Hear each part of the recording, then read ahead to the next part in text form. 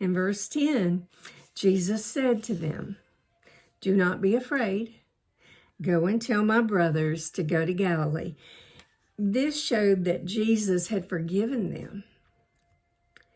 Even after they disowned him, deserted him, and that he raised them to a new level of fellowship from disciples to brothers.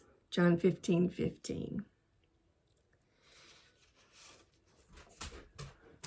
Galilee was where Jesus had called most of them, and where he said they would become fishers of men. And it would be there that this mission would be restarted or reinstated. John 20, verse 19 says that they were fearful and they remained behind locked doors in Jerusalem. Now, Luke 24:36 says, Jesus met them first in Jerusalem and then in Galilee. John 21. Then he returned to Jerusalem, where he ascended into heaven. He ascended into heaven from the Mount of Olives. Acts 1, 9 through 12. Now, while the women were looking for the disciples to tell them the amazing news, the word had already started to spread and cause a great stir in Jerusalem. At the same time, the guards were on their way to the chief priest, not Pilate. Under Roman law, they would have paid with their lives for falling asleep on the job. 28. That's verse 13 of chapter 28 here in Matthew. So, since they were assigned to the Jewish authorities, they went to the religious leaders in need of a cover-up. And they went to tell the chief priest everything that had happened, at least up until the point they fainted. Now, the religious leaders' worst fears had been realized. Jesus' body had disappeared from the tomb. Instead of even considering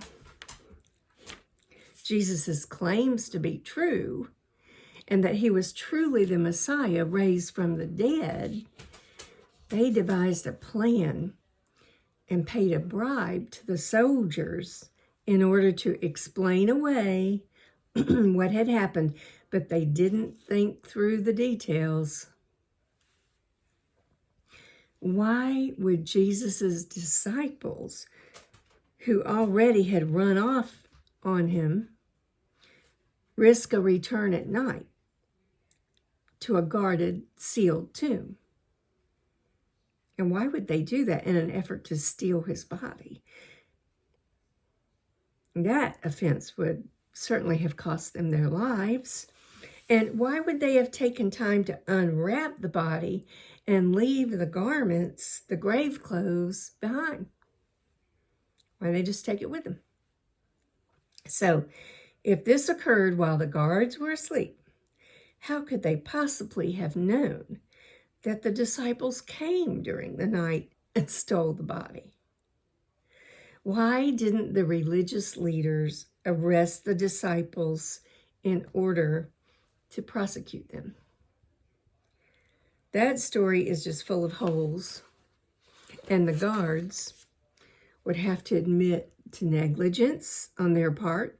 So getting them to spread this rumor that the disciples came during the night to steal the body required a large sum of money. Always about money.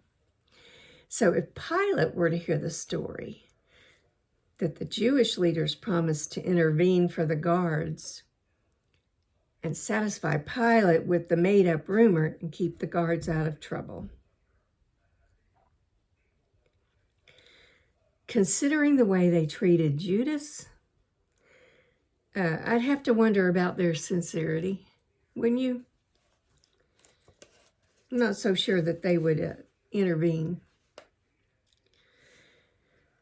Well, somehow the plan worked, and many people believed the lie.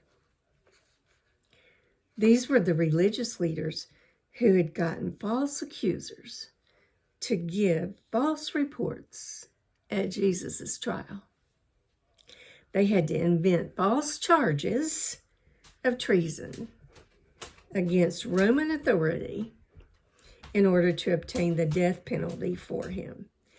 Here they developed an alibi for the guards, and if necessary, they would lie to Pilate to protect the guards and themselves. Now, it's a sure thing. If you invent one story, you're going to have to invent another one.